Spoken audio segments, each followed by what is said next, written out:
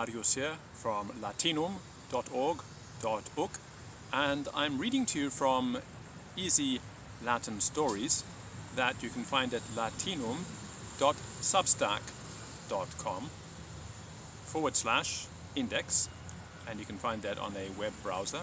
If you're using the Substack app, unfortunately the sections are not really displaying properly on the app. You have to go to a browser like Chrome or Bing or something like that and type in latinum.substack.com, and at the very top of the screen there's a little slider.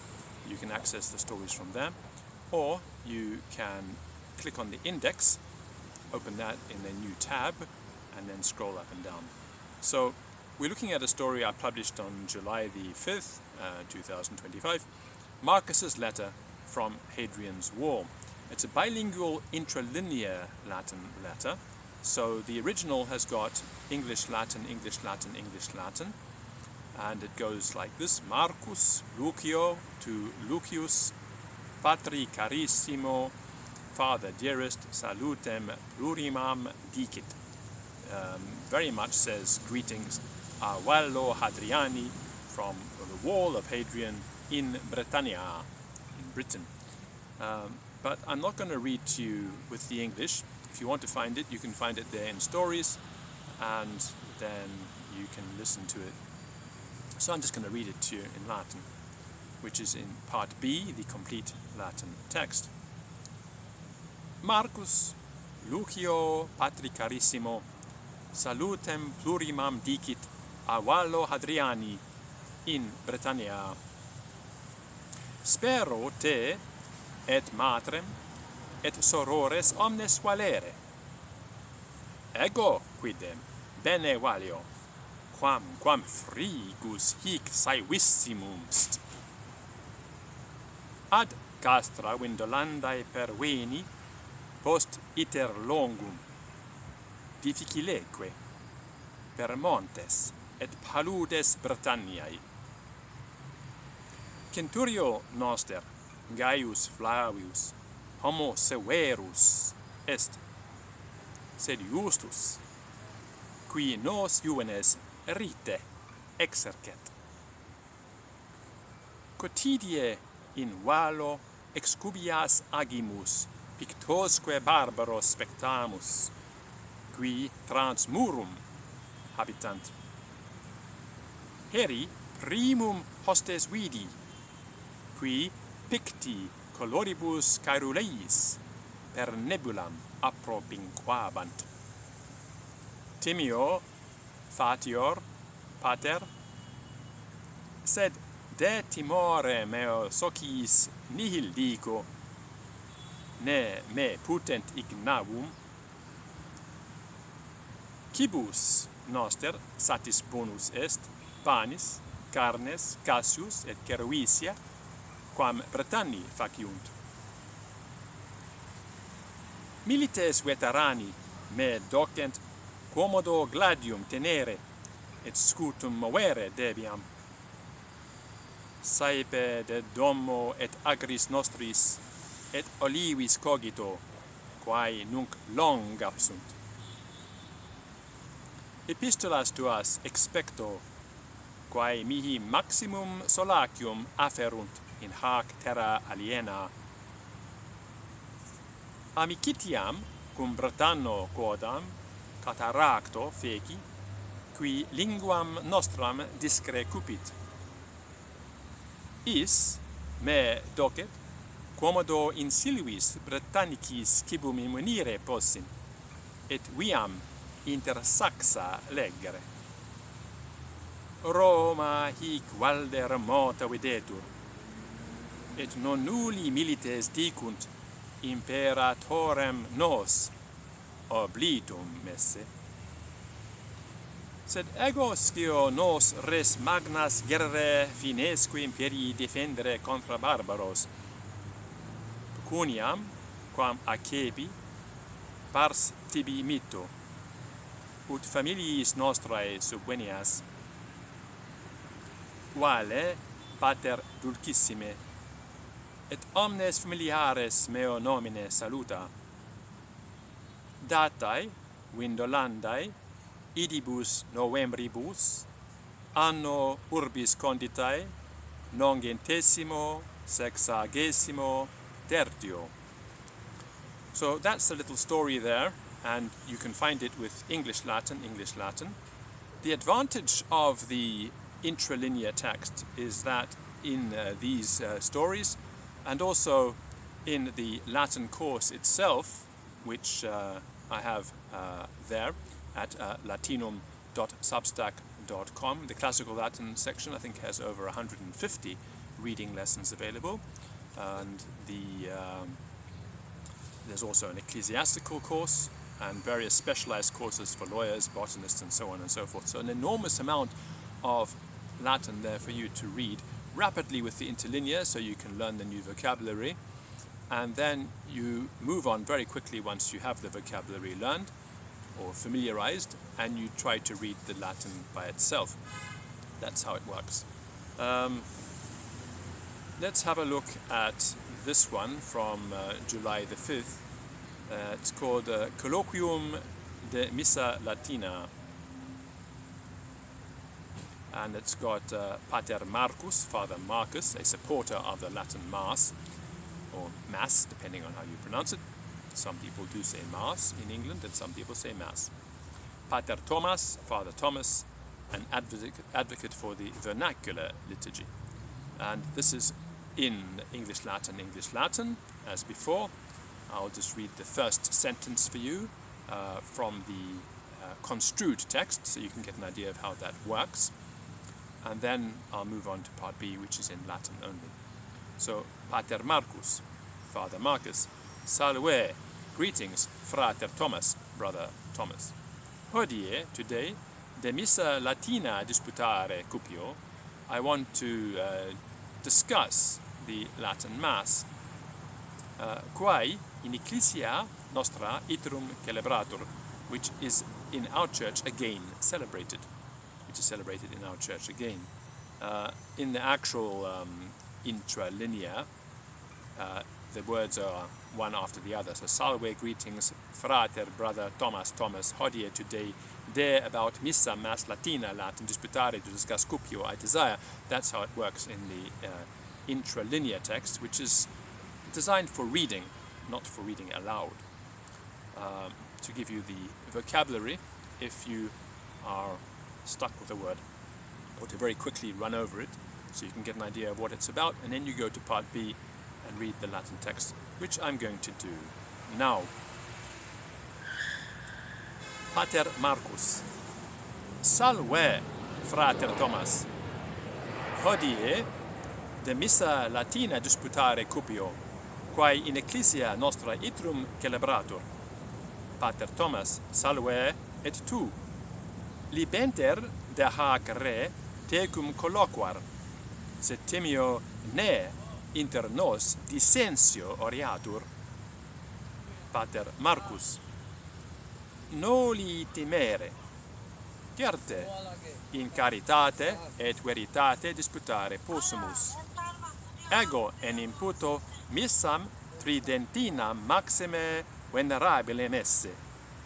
Pater Thomas. Intellego tuam opinionem, sed cur antiquam linguam praefere vis cum fideles vix intelligant quae dicatur. Pater Marcus. Lingua Latina est lingua universalis ecclesiae, quae omnes catholicos per orbem terrarum unit, praeterea mysterium sacrum melius exprimit. Pater Thomas. Sed Paulus Apostolus nonne dixit se quinque verba mente loqui malle, quam decem milia in lingua ignota. Pater Marcus. Verum dicis, sed hoc ad glossolialiam pertinet, non ad linguam iam cognitam. Latina enim per saecula a clero et a multis laicis didicitur. Pater Thomas. fatior Latinam pulcram esse, sed participatio actuosa populi in liturgia magis importat, concilium Vaticanum secundum hoc clare docuit. Pater Marcus. Participatio vera, non tantum in verbis, sed potius in cordibus et mentibus constitit. Silentium et adoratio quoque sunt formae participationis. Pater Thomas.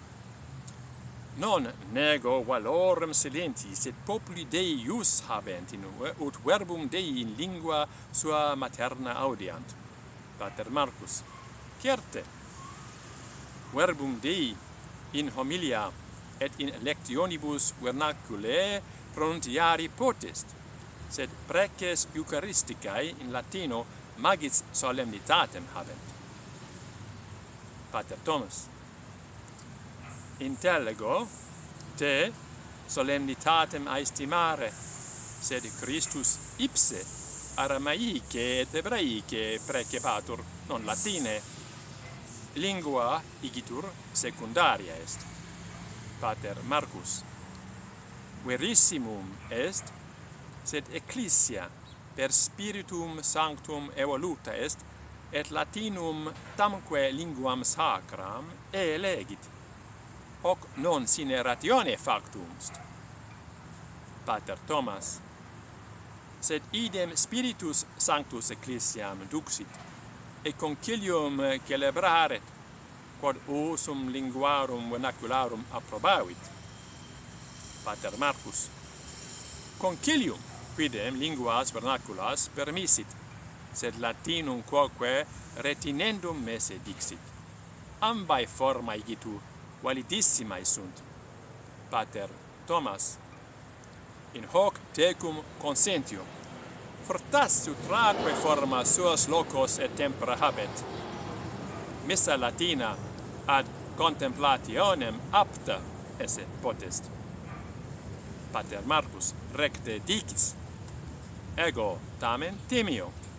Ne thesaurus spiritualis saeculorum amitatur, si missa tridentina omnino negligatur. Pater Thomas. Thesaurus ille in cordibus fidelium servatur, non tantum in verbis Latinis. Deus enim omnia corda intelligit, cuiuscumque linguae. Pater Marcus. Bene locutus es, frater.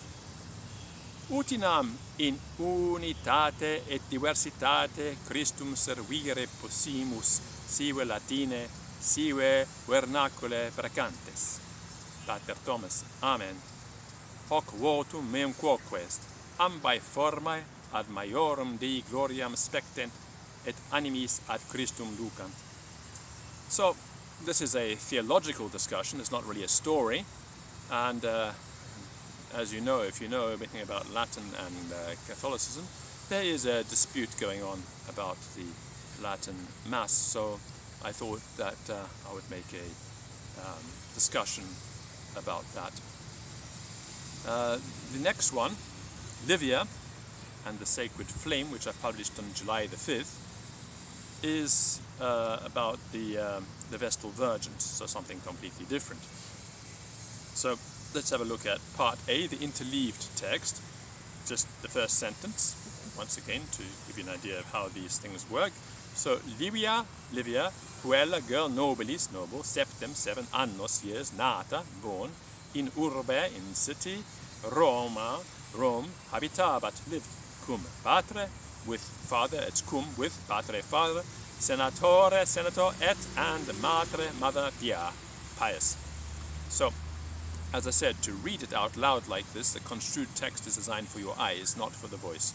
So each word is immediately glossed into English, and you can run over it very quickly and pick up anything that you are unfamiliar with or that needs clarification. And then you go to part B, which is the Latin text in the natural Latin order. And I'm going to read that now. So the story, just to remind you, is Livia and the Sacred Flame, a bilingual Latin story. Livia, puella nobilis, septem annos nata, in urbe Roma habitabat, cum patre senatore, et matre pia. Uno die Pontifex Maximus ad domum venit, qui puellas idonias vestales fieri quaerebat. Livia pulcrerat, et si nullo corpore vitio nata, ex familia antiquissima patricia. Pontifex eam inter viginti candidatas elegit, et parentes eius honorem maximum accipere gaudebant. In die solemni Livia togam candidam induit, et commas tonsam habebat, ut signum novae vitae. Ad aedem vestae ducta est, ubi ignis perpetuus ardebat, quem custodire debebat. Vestalis maxima eam in atrium vestae induxit, ubi 6 virginae sacrae habitabant. Primis annis Livia discipula erat, quae ritus sacros et carmena antiqua discebat. Mane omni die surgebat ante auroram, et aquam puram ex fonte Egeria hauriret. Per 10 annos artem ignem servanti didicit, et libros sacros ex mola salsa facere. Tandem ad gradum sacerdotis promota est, et ignem perpetuum custodire caepit. Si ignis extinctus esset, Livia verberibus gravite punita est, et Roma tota in periculo fuisset. Sola in templo nocte sedebat flammas spectans, et pro salve urbis Deis precans. Festis diebus in processionibus sacris ambulabat, dum populus Romanus eam reverenter salutabat. Livia multos honores habebat, nam in theatro sedes optimas, et in vis locum primum obtinebat. Post 30 annos servitutis fidelis Livia tandem libera facta est, et nubere poterat. Sed vita in templo eam adio delectavarat, et ibi manere malet. Usque ad mortem suam ignem sacrum custodivit, et exemplo virgines juveniores docit. Cum tandem moreretur, populus Romanus ei funus magnificentissimum fecit. Magnificentissimum fecit, ignoscimi. Nomen Liviae in annalibus sacris in perpetuum scriptum est, et virtus eius nunquam oblivis geretur. So that's the story, and it's about the Vestal Virgins. There's some historical notes at the end of the story about the selection process and the privileges and the sacred duties and the punishments and so on and so forth. The institution of the Vestal Virgin was disbanded in 394 in the Common Era. So that's it. I've been reading now for 20 minutes. Let's see. Maybe I'll find another story. I have a story here about Siddhartha. So we're jumping around different things, from Catholicism to Vestal Virgins to Buddhism. So Siddhartha sub arbore Bodhi. Siddhartha under the Bodhi tree. This is English and Latin. Siddhartha sapiens wise, sub under arbore tree Bodhi sedebat, was sitting, oculis with eyes, clausis closed, meditans meditating, de about vita, life, et and dolore, suffering. So here we have the story, and I'll read it to you. Part B, complete Latin text. Siddhartha sapiens sub arbore Bodhi sedebat, oculis clausis meditans, de vita et dolore. Subito Mara princeps daemonum cum exercitum magno advenit, ut Siddhartham a via illuminationis averteret. Mara voce blanda dixit, O Siddhartha, cur solus sedes, cum voluptates mundi te expectant? Siddhartha oculos lente aperuit et respondit, voluptates quidem dulces videntur, sed semper in dolorem mutantur. Mara daemonibus formosis imperavit, ut ante Siddhartham saltarent, et illecrebas corporis monstrarent. Illi veste splendidas gerebant, et magicis cantibus Siddhartham incantare temptabant. Siddhartha autem immotus manebat et dixit, pulchritudo vestra sicut flos est qui mane floret et vespri margescit. Mara iratus, nunc aliam formam temptationis excogitavit, et daemones terribiles vocavit. Mara clamavit, ecce Siddhartha, reges potentes te quaerunt, exercitus magni contra te veniunt, ut te perdant. Siddhartha placide respondit, qui metum vicerit, nullum hostem timet, corpus meum laedere potestis, mentem autem nunquam. Tum Mara sagittas ignitas et saxangentia in Siddhartham conjicit, quae tamen in flores transformata sunt. Siddhartha manu terram tetigit dicens, terra ipsa testis mea est, me veritatem quae si visse et invenisse. Mara ultimus conatus fecit et dixit, multi sapientes ante te quae si verunt, sed nihil invenerunt, cur tu invenies. Siddhartha respondit, quia non sapientiam librorum quaero, sed veritatem experientiae mea in cor depso. Mara tunc quae sivit, quis testabitur te viam illuminationis invenisse, nemo hic est praeter me. Siddhartha iterum terram tetigit et dixit, terra mater omnium testis mea est et me cognoscit. Subito lux magna e corpore Siddharthae radiare caepit, et terra leviter tremuit, voce profunda respondens. Daemones omnes terrore capti fugiebant, et Mara victus tristis discessit.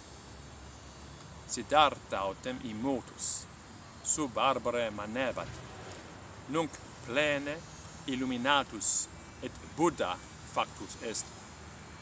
Septem dies sub arbore Bodhi sedebat contemplans veritatem, quam invenerat, et viam quam hominibus monstraturus erat.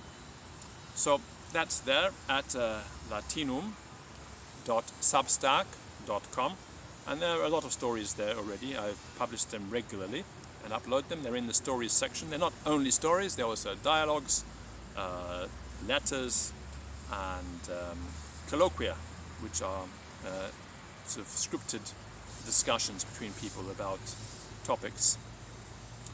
The most recent one was on the 15th of August, Finibus Diplomatiae, on the limits of diplomacy and how far we can go by talking, and whether or not one needs to resort to violence at some point or another. So most of them have got macrons. Every now and then I forget to do them with macrons, but most of them have got macrons. So you can head over there to latinum.substack.com, and there's not only Latin, you'll find many courses there. Let me open up the index and we can go through what's there at the moment. So in the index, firstly there's a link to a method old and new, which is a not an academic paper, but a discussion about how the system works and the history of it, and how I got to where I got to with making these courses and why they are the way they are. So ancient languages, we have classical Latin, that's free. Conversational Latin, which is a new course, where the emphasis is on dialogues. Ecclesiastical Latin, where the emphasis is on the vocabulary of the Catholic Church. Latin stories, which as you've just seen is all over the place. Latin for biologists and gardeners, speaks for itself.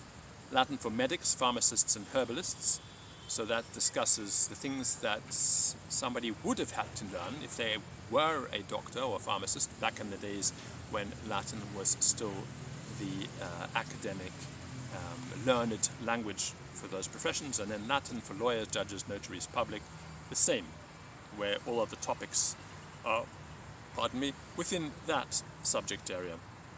And newer, Latin for soldiers, sailors, military strategists, and once again that then has all the vocabulary and the collocutions around the vocabulary for vocabulary in that area.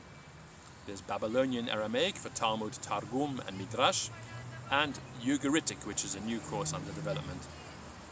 Modern languages for English speakers, I have French, Georgian, Hindi, Persian, Russian, Spanish, that's Castilian Spanish, Tagalog, that's a language in the Philippines, and Turkish for cyclists. I actually made that course for myself as I was traveling through Turkey.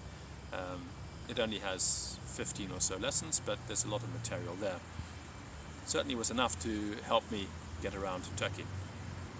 And then there are bilingual English courses. These are for learning English, and they're in another language. So Arabic for English, Bemba for English, Bengali for English, Chua, Chinese Mandarin, Czech, Dutch, French, German, Greek, Gujarati, Hausa, Hebrew, Hindi, Hungarian, Igbo, Indonesian, Italian, Japanese, Javanese, Korean, Lithuanian, Marathi, Odia, Persian, Polish, Portuguese, Punjabi, Romanian, Serbian, Slovenian, and then Portuguese, Swahili, Tagalog, Tamil, Telugu, Thai, Turkish, Vietnamese, Yoruba and Zulu. And all of these are going to be reconfigured slowly, one by one, into language courses for English speakers. So at the moment they are English for speakers of those languages. They can still be used in the Part B and Part C to read because of the construed text, but obviously they're not optimized for learning that language. So it takes time. It takes time for me to do this, and so I'm slowly building up this system of reading. So this is a non-gamified learning environment where you can learn the language through reading, fully supported. You don't get bored because of the circumvention of the vocabulary problem, so we have very wide vocabulary. And you can get to read a lot of interesting material right from day one. And because the course is based on word frequency, we slowly go through the most important words one by one, from the least frequent to the most frequent. And on the way, because of the construed text, we learn a lot of vocabulary and a lot of grammar implicitly. So have a look at what's there. You might find some of it interesting. So this is the non-gamified free alternative to Duolingo, and you could use it also as a supplement to Duolingo if you are using Duolingo for any other languages that I have available. But of course some of these languages are not on Duolingo, and here they are all free. So that's it from me, and latinum.substack.com, and if you want my Latin audio courses, those are at Latinum at Patreon. That's enough for now, and I will try this again another day.